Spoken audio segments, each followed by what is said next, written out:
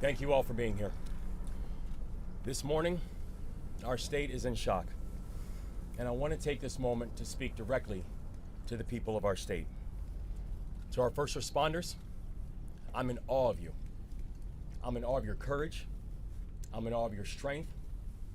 I'm in awe of everything you do for each and every one of us. You saw a crisis, and you said, what can I do to help? And our response teams are doing everything in our power to rescue and recover the victims of this collapse, literally as we speak. People who, as we speak, are out there are divers, are air assets. People who right now are working to save lives and are doing it because the state asked. And we will update the public as the work continues. To our partners inside and outside of government, I know this has been a long night. We started coordinating immediately after the Key Bridge collapsed. We've been standing together every step of the way, from our county leadership, to our city leadership, to our state leadership, to our federal leadership. And I'm grateful to call each and every one of you not just colleagues, but I'm grateful to call you friends. And to the people of Baltimore, and each and every one of the 6.3 million Marylanders who call our state home. I recognize that many of us are hurting right now. I recognize that many of us are scared right now. And so I want to be very clear about where everything stands. We are still investigating what happened, but we are quickly gathering details. The preliminary investigation points to an accident. We haven't seen any credible evidence of a terrorist attack. Our administration is working closely with leaders from all levels of government and society to respond to this crisis, and not but just by addressing the immediate aftermath, but also by building a state that is more resilient and a state that's more safe. That is our pledge, and that's our commitment, and we're going to keep that commitment. And lastly, to the victims of this tragedy and their loved ones, all of our hearts are broken. We feel your loss, we're thinking of you, and we will always be thinking of you. We pray for the construction workers who are on the Key Bridge, and we pray for everyone who has been touched by this tragedy, and their families, and all of their loved ones. But Maryland, we will get through this, because that is the Maryland spirit, and that's what Maryland is made of. We are Maryland tough, and we are Baltimore strong. So in the face of heartbreak, we come together. We embrace one another, and we come back stronger. That's what we've always done. That's what we'll continue to do. And that's what we're going to get done together. And we're going to pray for Baltimore. And I'd like to turn this over to Senator Van Hollen, who's done a remarkable job in our fellow delegation in providing support. So thank you, Senator. Thank you, Governor. As the governor said, we come together. We come together in Baltimore, we come together in Maryland. First of all, our hearts go out to all those who are on the bridge and their loved ones. We pray for them. Our gratitude goes out to the first responders who, as we speak, are out there continuing to conduct search and rescue operations.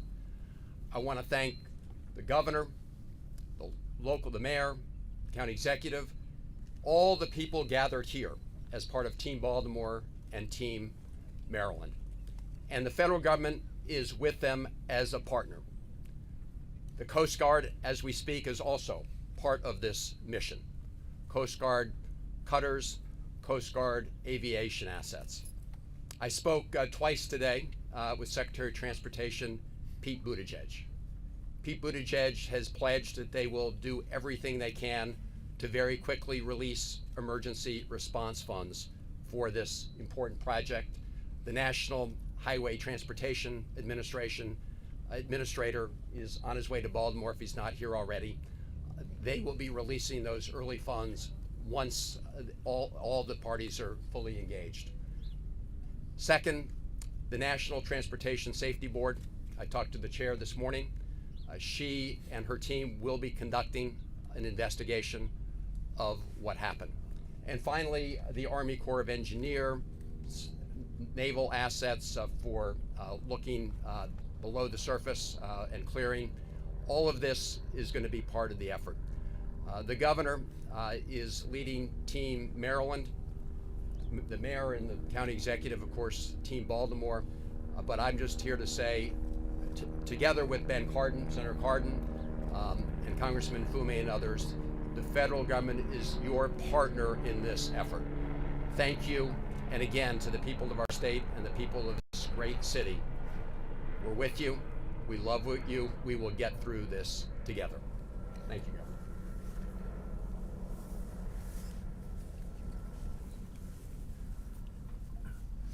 Good morning again. Paul Wiedefeld, Secretary of Transportation. Just a few updates since our meeting this morning. The crew that was out there working was basically repairing potholes, just so you understand that. Had nothing to do with a structural issue at all on the facility. At this time, one person has been rescued insofar, and our efforts continue in terms of that. Engineers are on site right now, determining both some of the structural issues, obviously some of the debris field, and we'll start to work that, but we'll work hand in hand with the NTSB before we take any further action in that area. With that, I did want to introduce the FBI for a few comments as well. Hello, my name is Bill Del Bagno. I'm the special agent in charge of the Baltimore field office. First and foremost, I want to say that our hearts go out to everyone that is impacted by this tragedy, especially the victims and their families. On behalf of the FBI, I would like to say that we are with you, we're with Baltimore, and we're with the partners every step of the way. The FBI, on very first, looking at and assessing this matter from an investigative standpoint, I want to be clear that there is no specific or credible information to suggest that there are ties to terrorism in this incident. The FBI has been part of this response from the beginning. We came within 1 hour to the command post and quickly lashed up with our very strong partners all along the way. We will bring whatever resources that the FBI has to bear. We've already brought our crisis response, our victim services, and just recently, our underwater search evidence recovery teams are on site.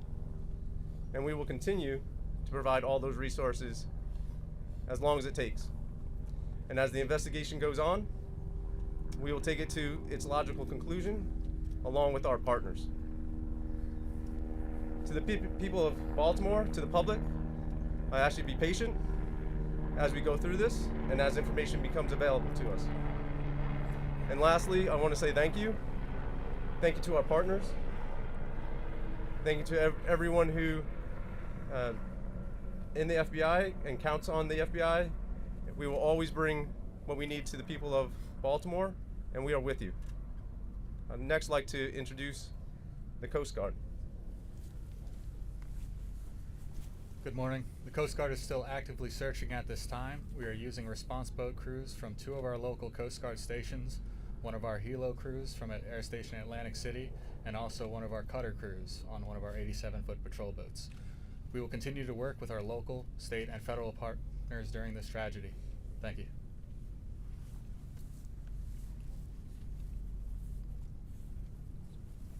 We'll take some Governor, questions. Everyone, we're going to start from this side. We're going to start from this side. Governor, as far as you are aware, was the collapse of that bridge inevitable as that ship hit that part of the bridge? No, we're still in the process of investigating exactly what happened. So we don't have any further details about whether or not it was inevitable or not. But no structural issue with the bridge? No, there was. In fact, the bridge was actually fully up to code, so we have no further information about what happened during that time. Governor, is all shipping in and out of the port now stopped completely? And do you have any estimate very early on as to how long it will be before shipping can resume to the port of Baltimore? Yeah, we don't have any estimates. on timeline because right now our exclusive focus is on saving lives. Our exclusive focus is on search and rescue. Everyone, let's move over to the middle. Could you give us a better sense for the number? Because we'd heard, I know Mr. Wiedefeld said one had been rescued, but earlier from Baltimore we heard that 2 had been rescued. Can you tell us the total numbers we're talking about that maybe that you're searching for, and how many have been rescued? Well, There are 8 individuals. 6 are being searched for right now. 1 is was taken to the hospital, and 1 is not in the hospital that we're speaking to. So 6 unaccounted for. Yes. And does that involve individuals that may have been in vehicles that went in the water? Or is that just the Do we construction? know? We believe it's a construction crew. So we don't think there's anyone in vehicles in the water? No, we do not believe so. Okay, we'll take questions right here. Take this question here. Governor, 2 questions. How quickly did you find out about what happened here, and what was your reaction when you heard the scale of what just occurred at that bridge earlier today? well, I mean, I think it was probably within minutes of everything, less than an hour, when I know that my phone first rang, and first from the mayor of Baltimore and also from our chief of staff.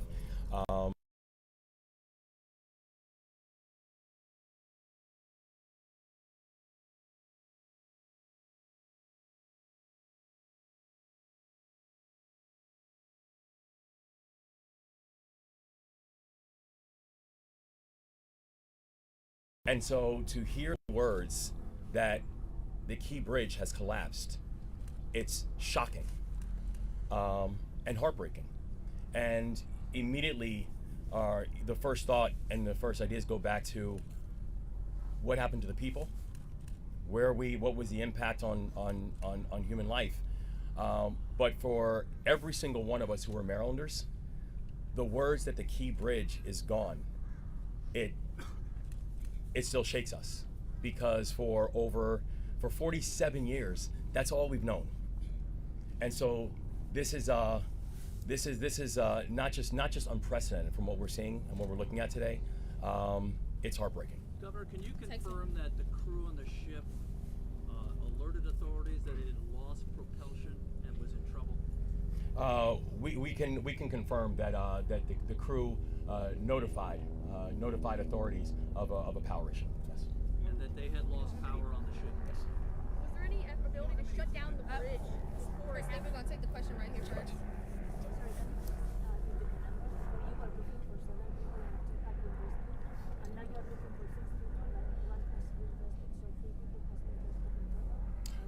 Total of 8. Excuse me. A total of 8. 1 rescued and in hospital. 1 not in hospital, but it is we have communicated with that person, and then 6 that we are searching for. And all construction workers working on the pothole? Or all 8 of them? Yes, they were all related to the construction program. Wait, so yes. we heard that multiple vehicles went into the water. Any word on how many vehicles went into the water and the condition of those people that were in the vehicle? Not at this time. All right, we're going to shift over here. Was there any way to shut down the bridge? Was there enough time for that distress call to trigger something like that? Now, the thing that we know is that even as the boat was coming in, we had a ship that was coming in at 8 knots, so coming in at a very rapid speed. We do know that the investigation is currently going on, but I have to say I'm thankful for the folks who once the warning came up and once notification came up that there was a mayday, who literally, by being able to stop cars from coming over the bridge, these people are heroes. They saved lives last night. Governor, the focus is on rescue now and humanity. But looking forward, is there any vision for how long it could possibly take to remove the wreckage, to rebuild, and how it could possibly be done? Can you look into the future at all at this point? This is going to be a long-term build. It's going to be a build that's going to require every facet and every aspect of our society. It is something that I can tell you we are going to get this done. We are going to make sure that this is not just rebuilt, but that we are going to rebuild in a way that remembers the people who this tragedy has impacted, and also do it in a way that honors the community that it serves. But right now, I could not give you any form of estimate on timing or cost. Right now,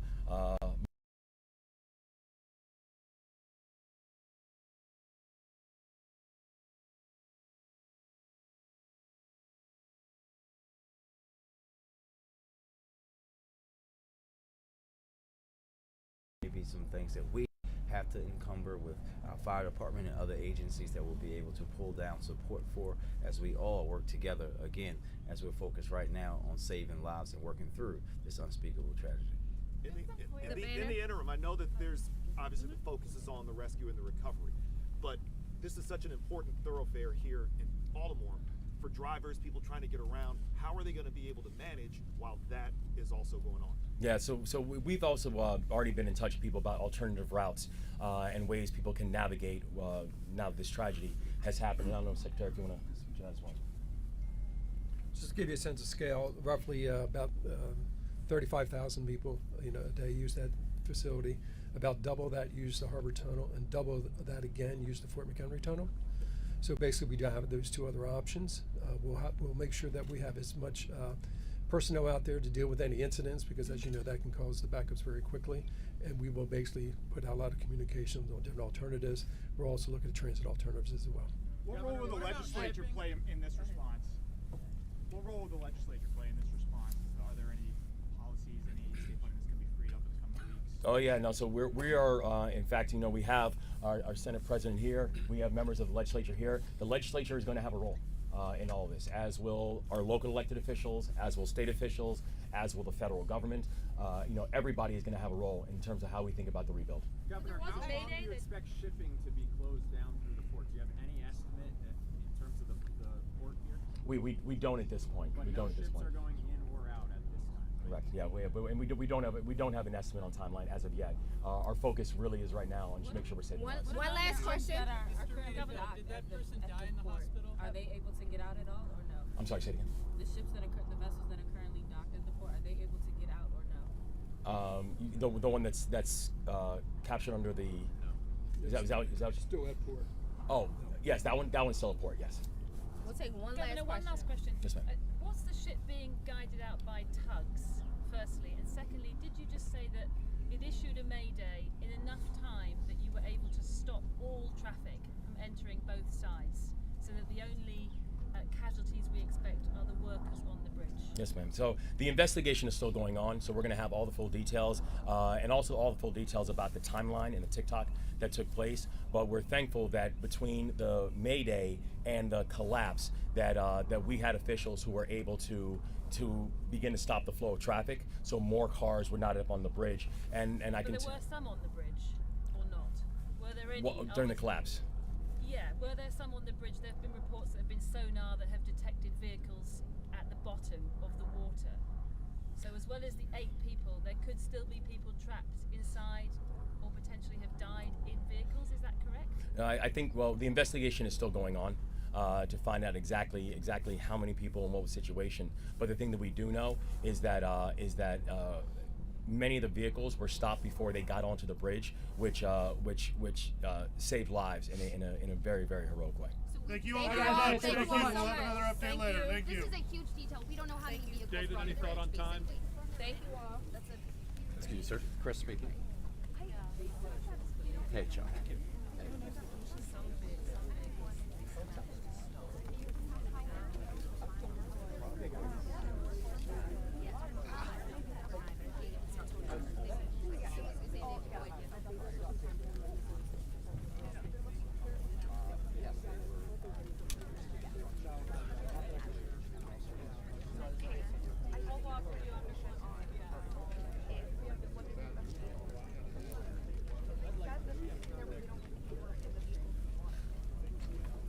But then later they were like, we don't know. The vehicles is still such a big question. It's Like, I think because they don't know, so they're like. They didn't want to go out on a limb and say something.